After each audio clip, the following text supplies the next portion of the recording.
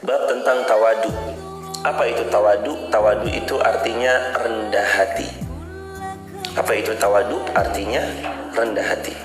Yaqulu Nabi sallallahu alaihi wasallam an Abi Hurairah annahu qala qala Rasulullah sallallahu alaihi wasallam ma naqasat sadaqatun min mal wa ma zada Allahu 'abdan bi'afwin illa 'izzan wa ma tawada'an ahadun lillah illa rafa'ahu Allah. Kata Rasulullah, 3 konsep. Di dalam satu kalimat sederhana ini ada 3 konsep dari Rasulullah sallallahu alaihi wasallam. Konsep yang pertama, ma naqasat sadaqatun min mal. Tidak akan pernah berkurang sedikit pun harta yang disodakohkan. Yang kedua, wa ma zadallahu 'abdan bi afwin illa 'izzan.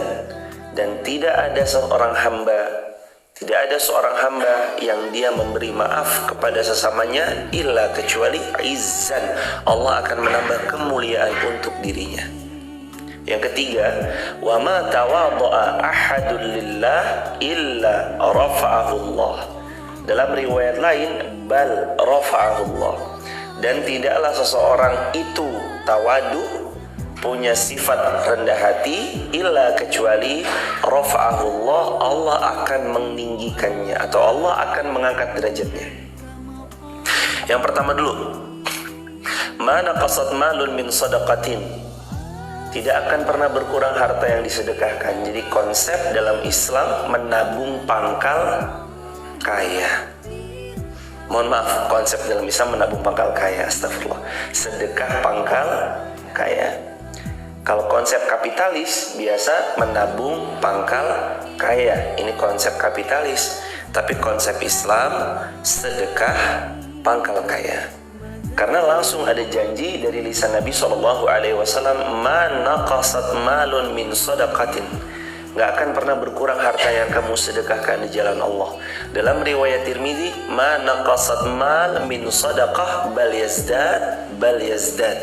Ada kata Nabi SAW, hartamu tidak akan berkurang jika disedekahkan, bal kecuali atau akan tetapi yazdad justru bertambah. Yazdad justru bertambah. Terlebih lagi kalau kita melihat Al-Quran surah 6 Al-An'am ayat 160, di mana a'udzubillahi minasyaitonirrajim, Allah Subhanahu wa taala berfirman, man jaa'a bil hasanati falahu asyru amsalihha. Sesiapa yang datang membawa satu kebaikan di hadapan Allah, Allah balas kebaikan itu 10 kali lipat. Al-Quran surah 2 Al-Baqarah ayat 216. Sesiapa yang membawa, Al-Baqarah ayat 261. Sesiapa yang membawa satu kebaikan, maka baginya 700 kali lipat. Al-Quran surah Saba, barang siapa yang berbuat satu kebaikan, maka Allah membalas tak terhingga. Artinya, sesiapa yang berbisnis kepada Allah lewat sedekah terbaik yang dia keluarkan, Allah minimal balas 10, bisa 700 kali lipat, bisa unlimited. Sebagaimana yang Allah firmankan di Al-Quran surah 6 Al-An'am ayat 160, 10 kali lipat. Atau Al-Quran surah 2 Al-Baqarah 261, 700 kali lipat. Atau Quran surah Saba sampai lipatan yang tak terhingga. Itu tentang sedekah. Maka rumus dalam Islam adalah sedekah pangkal kaya. Semakin banyak disedekahkan, maka sejatinya semakin besar juga potensi apa yang kita punyai. Karena Nabi juga pernah bersabda, hartamu sesungguhnya adalah 3 hal. 1, pakaian yang kau kenakan di hari itu. 2, makanan yang melewati kerongkonganmu. 3, apa yang engkau sedekahkan. Rumus yang kedua, wa ma zadallahu 'abdan bi'afwin illa izzan. Tidak ada seorang hamba yang memberi maaf kepada sesamanya kecuali Allah tambah kemuliaan pada hidupnya. Rumus mendapatkan kemuliaan hidup, memaafkan. Wa ma zadallahu 'abdan, tidaklah Allah menambah kepada seorang hamba bi'afwin, yang suka memaafkan, illa kecuali izzan, dimuliakan oleh Allah. Ini rumus paten dari Rasulullah. Jadi sesiapa yang mau dimuliakan oleh Allah, diberi izzah oleh Allah, maka hendaknya dia memaafkan kesalahan orang lain. Maafkan kesalahan orang lain. Gak mudah memang, tapi hasil dari yang tidak mudah dilakukan memaafkan itu adalah kemuliaan. Kalau orang maafin kesalahan orang lain, kelihatan siapa yang jauh lebih mulia. Walau sakit yang dirasakannya, tapi dia tetap bisa memaafkan. Kelihatan kok hadirin siapa yang lebih mulia di antara keduanya. Kalau ada seorang hamba pendendam, justru sebaliknya, pendendam tidak akan melahirkan kecuali kehinaan. Orang yang dendam itu perumpamaannya seperti seseorang yang menaruh ibaratnya tomat segar pada awalnya ke dalam tas. 7 hari pertama tomat itu busuk, 360 hari berikutnya tomat itu busuk dan membuat busuk isi tas dan tas yang ada di mana dia dalam tas tersebut. Artinya tomat busuk, awalnya tomatnya busuk, lama-lama dalam tasnya busuk, lama-lama seluruh isi tasnya busuk. Seorang pendendam perumpamaannya sama demikian, seperti menaruh tomat busuk di dalam hati.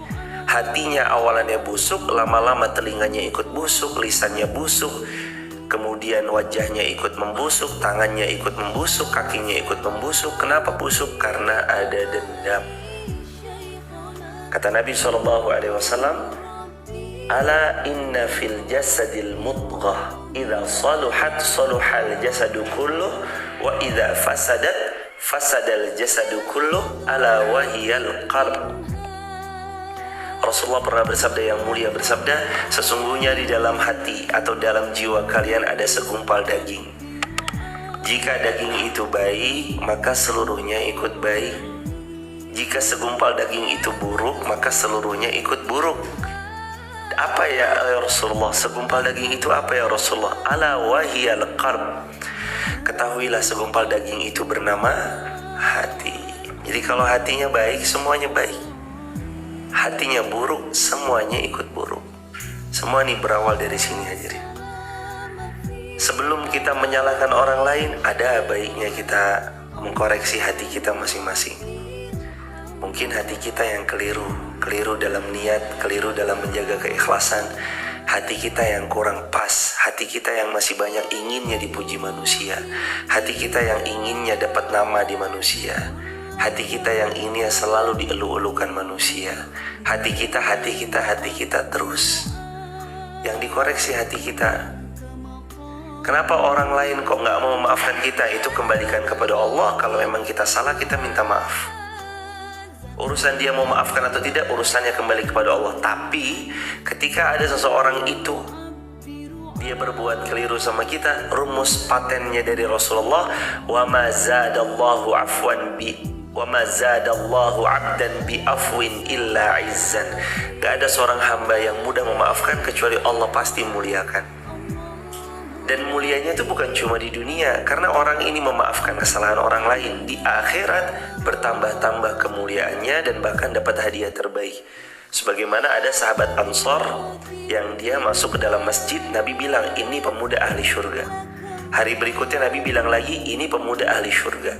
Hari berikutnya Nabi bilang lagi ini pemuda ahli syurga. 3 kali di 3 waktu yang berbeda, orangnya sama, disebut sebagai pemuda ahli syurga. Sahabat Abdullah bin Amr bin As penasaran, nginap di rumahnya 3 hari. Malam pertama nggak dilihat ada amal-amal yang luar biasa. Malam kedua sama. Malam ketiga sama. Ketika pulang, Abdullah bin Amr bin As bertanya, wahai pemuda Ansor, sahabatku, saya ini nginap di rumahmu karena saya mendengar Rasul jamin engkau 3 kali di 3 waktu yang berbeda akan jaminan syurga untukmu. Makanya saya penasaran, apa amalanmu sehingga Allah melalui lisan Rasulullah SAW menjamin engkau masuk surga? Tapi saya lihat amalanmu biasa aja. Apa kata pemuda Ansor ini? Sahabat Ansor ini kemudian berkata, wahai sahabatku, ketahuilah, apa yang aku amalkan persis seperti yang kau ketahui. Aku melakukan sesuatu persis seperti yang kau lihat. Tapi ada satu yang mungkin tak tampak oleh pandangan matamu. Apa itu? Adalah aku, sebelum aku tertidur lelap, aku selalu memaafkan kesalahan orang lain. Ini yang tidak terlihat oleh pandangan matamu. Akhirnya beliau membuat kesimpulan, ternyata itu amalan yang membuat engkau dijamin surga oleh Allah Subhanahu wa taala. Ternyata amalan pembuka pintu surga salah satunya adalah dibuka pintu surga dengan memaafkan. Maafkan jemaah. Berat memang, justru itu hadiahnya surga. Memaafkan itu gak mudah. Ya memang hadirin. Gimana cara kita mudah orang dia nyakitin kita? Sampai ada perumpamaan lebih baik sakit gigi daripada sakit hati. Kenapa orang-orang yang bilang begitu adalah orang-orang yang merasa sakit hati itu luar biasa sakitnya hadirin. Sakit gigi momentum 3 hari, 4 hari, 5 hari.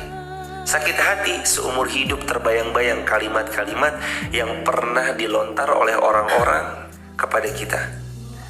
Tapi saat kita mampu afwan, memberi maaf, illa izzan, maka kecuali Allah akan tambah kemuliaan buat kita. Dan kadang jemaah, tidak selalu yang mengalah itu kalah. Tidak selalu yang ngalah itu kalah. Kadang mengalah itu justru menunjukkan kedewasaan sikap. Kadang mengalah itu menunjukkan keluhuran budi. Dan kadang mengalah itu menunjukkan siapa yang jauh lebih bisa memaafkan kesalahan orang lain. Dan kadang mengalah itu apa? Mengalah kadang justru malah memudahkan kita untuk meraih ridho Allah Subhanahu wa taala ketika mengalah dalam hal ketidakwarasan. Nah, makanya ada kalimat sing waras ngalah.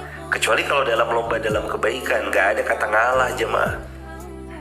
Kalau berlomba dalam kebaikan gak ada kata-kata ngalah. Tapi kalau dia otot-ototan, saling keras kepala di dalam ketidakwarasan, maka mengalah lebih baik. Tapi kalau dalam kebaikan, rumusnya bukan mengalah, fastabiqul khairat. Maka orang-orang yang memaafkan, Allah tambah kemuliaan. Karena apa? Karena memaafkan, Allah tambah kemuliaan buat mereka. Terus rumus yang ketiga, nah ini tema kita, tawadu. Kalau rumus yang kedua, wa ma zadallahu 'abdan bi'afwin illa 'izzan, tidaklah Allah menambah kepada orang yang pemaaf kecuali kemuliaan. Semakin memaafkan, semakin dimuliakan. Semakin memaafkan, semakin dimuliakan. Dan jemaah tambahan ya, mohon maaf sebelum kita beranjak ke rumus dari Nabi yang ketiga, tambahan nomor 2 tentang memaafkan. Puncak memaafkan bukan ketika kita memaafkan orang yang tidak kita kenal. Puncak memaafkan itu bukan ketika kita memaafkan orang yang gak pernah buat salah sama kita. Tapi puncak dari memaafkan itu adalah ketika kita mampu memaafkan orang yang pernah berbuat keji sekeji-kejinya kepada kita, pernah membuat kita kecewa sekecewa-kecewanya, dan pernah menyakiti kita sesakit-sakitnya. Saat kita tetap bisa mau memaafkan mereka, disitulah puncak dari memaafkan. Gak bisa dibilang udah memaafkan kalau kita gak pernah melihat orang itu aja salah sama kita, enggak. Gak bisa dibilang memaafkan kalau kenal aja enggak sama orang itu. Dia siapa? Kenal aja enggak. Dia pernah buat salah gak sama kita? Gak pernah. Saya mau maafin lah sama dia. Itu mah bukan memaafkan. Emang dia gak kita kenal, emang dia gak pernah buat salah. Tapi memaafkan itu saat dirobek-robek kehormatan kita tetap bisa memaafkan. Berat, iya. Saat kita dinodai, tapi terus kemudian kita bisa memaafkan. Berat, iya. Dinodai kehormatannya, dirobek kehormatannya, dilukai, diciderai kepercayaannya, dikhianati amanah-amanahnya. Pas kita masih mampu memaafkan, wah, ini jemaah yang paling berat tuh di situ. Maafin orang yang gak pernah salah bukan yang mudah lagi. Merem juga bisa, dia gak pernah buat salah. Mohon maaf lahir batinnya, iya sama-sama. Tapi coba jemaah, kadang kalau orang pernah buat salah sama kita, kita memaafkan, itu beratnya di sini bukan main aja. Sampai bahkan terngiang kalimatnya, alah, gak pantas kamu jadi orang kaya. Lihat tuh sepeda kumbangmu butut, Allah. sepeda kumbang yang itu memang harta kita satu-satunya dikata-katain. Qadarullah masyafal, kita nemenin bapak kita menghadap kepada orang. Pak, mohon maaf, saya punya tanah, tolong ya tanah saya ini jadi jaminan anak saya untuk sekolah ke pondok pesantren. Terus kemudian bapak kita dihina-hina, ngapain sih nyokolain anakmu ke pondok pesantren? Mau jadi apa anak di pesantren? Mau jadi apa dia nanti lulus dari pesantren? Gak ada masa depannya sama sekali. Udahlah, gak usah gaya-gaya sekolah ke pesantren. Ngapain nyokolain anak ke pesantren? Udahlah, sekolah di umum aja. Gak usah lah itu, pakai jaminan-jaminan tanah segala. Terus kemudian, ya Allah, kalimat itu terngiang-ngiang. Sampai kita ingat, sampai kita dewasa, sampai kita meninggal, kita ingat kalimat itu, ya Allah. Tapi kita tetap bisa memaafkan mereka. Ini besar, jemaah. Ada orang kemudian meremehkan, kamu gak akan sukses, kamu gak akan jadi orang kaya. Dengan kalimat-kalimat seperti itu, dia terngiang, terbawa-bawa, tapi tetap mampu memaafkan. Ini baru jemaah jiwa-jiwa besar dan calon-calon orang besar. Ada seorang office boy dicemooh oleh atasannya. Office boy emang gak pantas minum pakai dispenser seorang direktur. Sana, pergi office boy, cari minum di tempat office boy sana. Ya Allah, gak boleh hamba minum lewat dispensernya seorang direktur. Padahal harusnya gak seperti itu orang besar. Ternyata dulunya office boy keluar, dia mulai berdagang, pelan-pelan perniagaannya berjalan. Dia jual beli motor-motor Harley Davidson. Tempat kerja yang dulu pernah melarangnya meminum dari dispenser direktur bangkrut, dibeli sama dia. Allahu Akbar.